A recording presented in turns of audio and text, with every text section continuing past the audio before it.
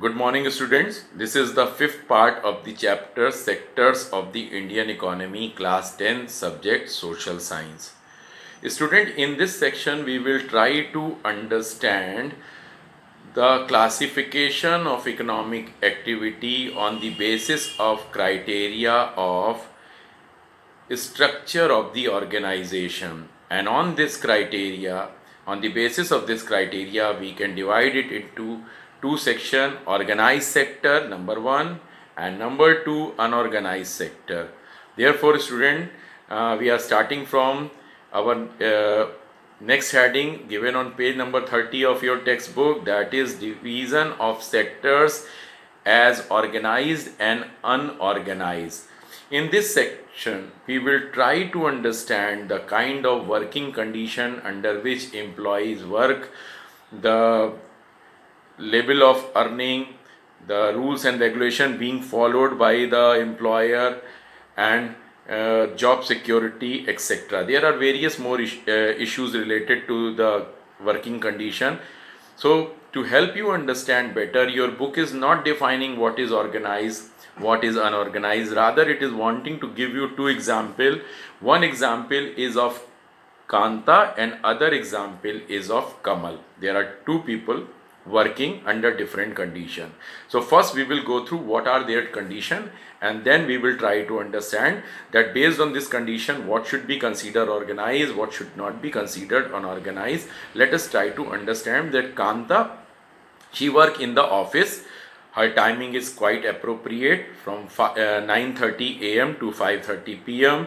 She has job security and has a regular employment condition. When she got appointed, she was given appointment letter. She enjoys the provident fund facilities set by the government.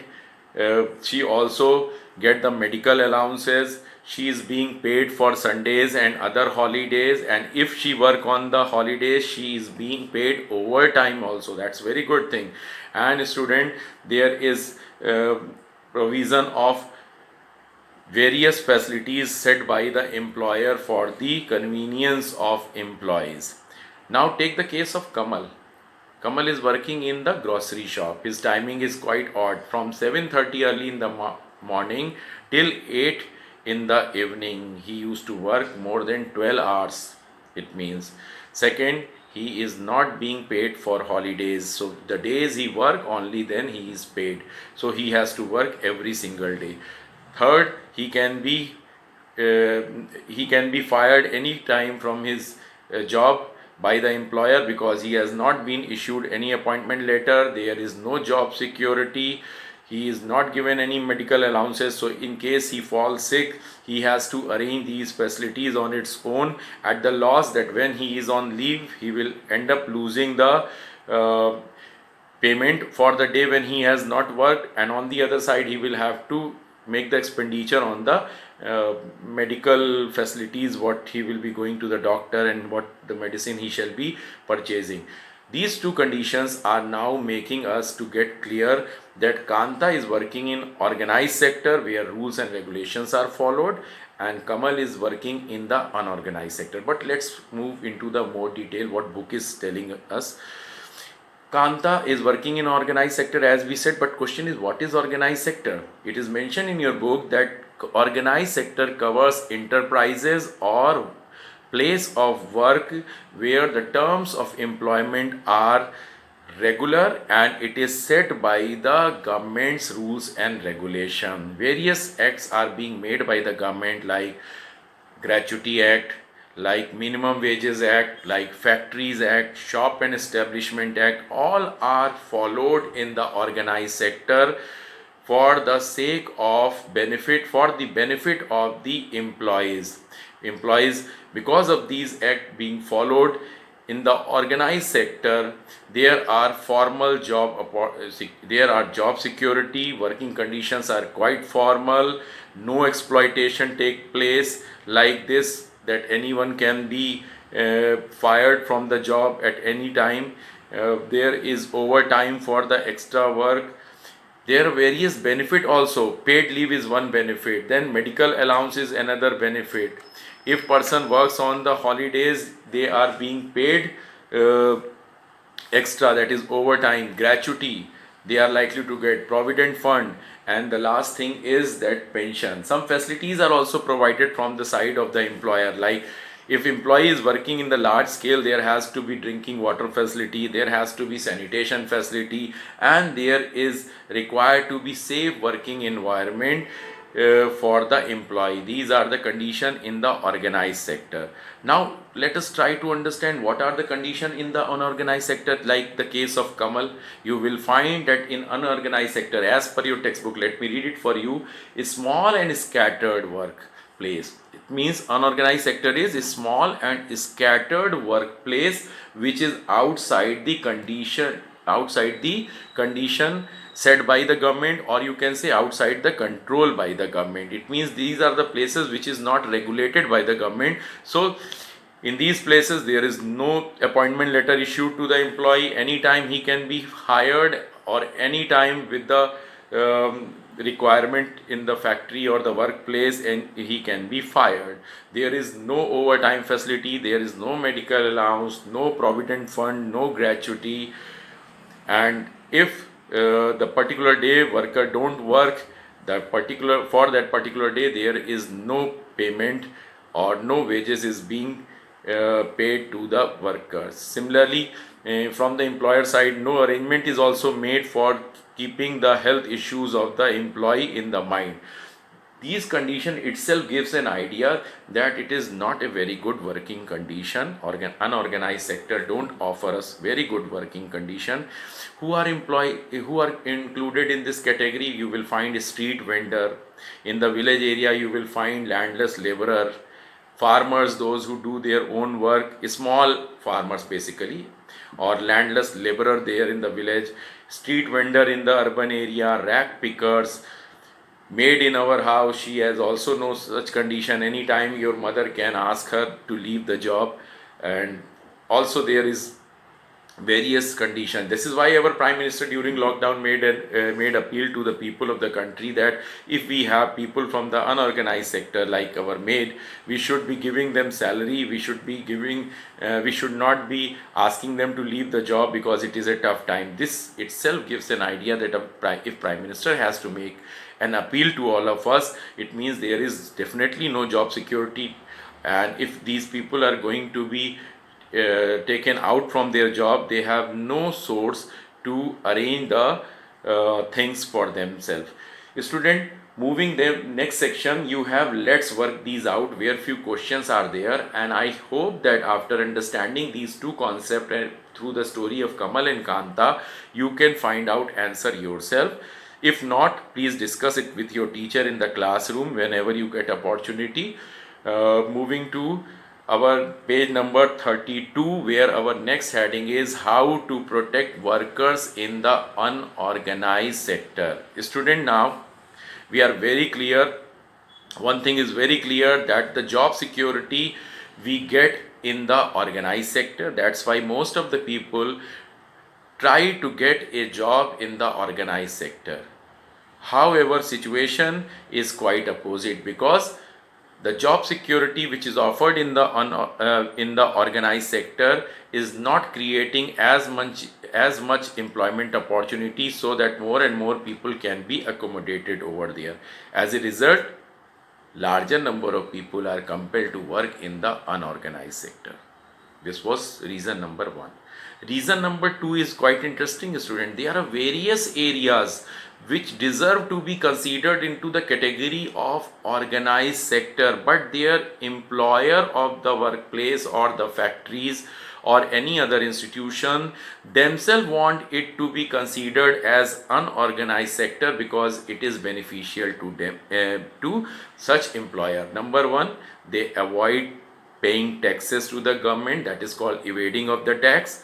And second, that they do not want to remain compelled with the rules and regulations set by the government. So they themselves want their industry or their workplace or their organization or their institution to be considered as unorganized sector. This is a very difficult condition making this condition is making things difficult for the people, that most of them are in the unorganized sector, and there is no protection against the kind of exploitation done to them, against the kind of low salary given to them because of the abundance of labor force available in our country. There is irregular work, there is no medical facility, and no facilities and benefits are being arranged by the employer for the better working condition in the workplace for the employees welfare. This is a difficult condition, but people are compelled to work in the unorganized sector. So it has been observed, one more thing is, student, after 1990, your book is writing, after 1990, you shall study in the chapter globalization and Indian economy, that it was 1991 when the India's changed its policy from mixed economy to the privatization oriented economy. In the new economic policy, liberalization and privatization and globalization was the key word. We shall discuss in the detail in that particular chapter, but for the time being, in this chapter we should understand that ever since privatization has become our new strategy for making the economic development, most of the employer, for sake of making profit, has chosen to have hiring and firing quite easily. Means they are not wanting to be following the rules and regulation, and they are not wanting to give to their employee the kind of job security every person is required. Student, it is also mentioned that there is unorganized sector with low earning also, because abundance of labor exists in our country India. Workers are not in a state of making bargaining with their employer. So whenever they get opportunity, whatever salary they are offered, they have no choice but to accept the salary offered by the employer. And if this condition is there, student, we need to protect our workers from the kind of exploitation taking place. And question is, who need protection?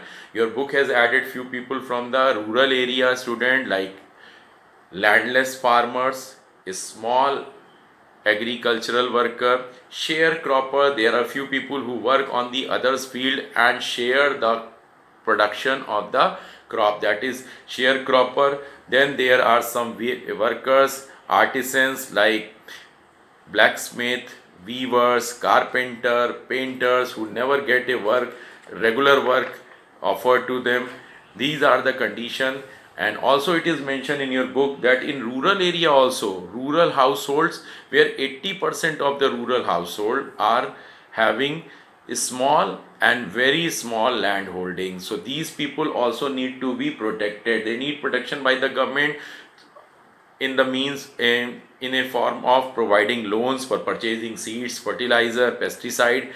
These loans should be at a very cheap rate, or very less rate of interest should be charged to them, so that they can repay the loan and can make enough opportunity for them to improve their economic condition.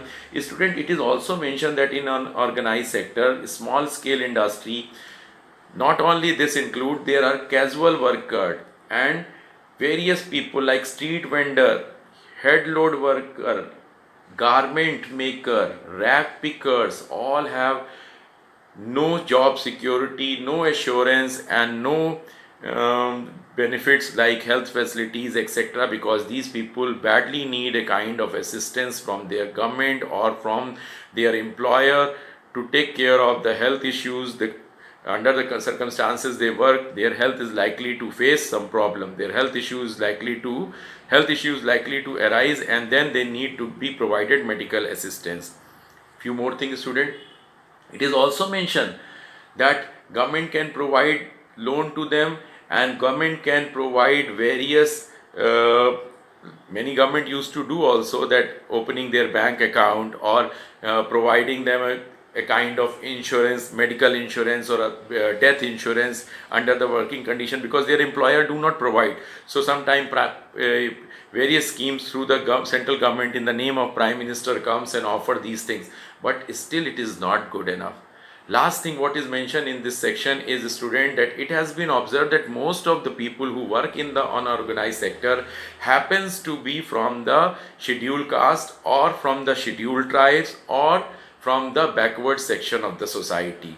And because of this, because of their poor economic condition, because of their poor bargaining condition, they remain exploited by their employer. Their working condition is not as good as offered to them, and then it is utmost responsibility of the government to ensure that more and more sector from unorganized should convert into organized by bringing them under the rules and regulations set by the government, by forcing the employer of these institutions to follow the rules and regulation like Factories Act, Shop and Establishment Act, Gratuity Act, etc., so that we can achieve economic development we can achieve economic development along with the social development.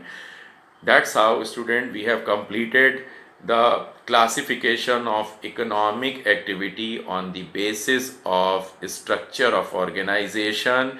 Now in the last section of this chapter we shall discuss classification of economic activity on the basis of ownership of means of production. Thank you, students.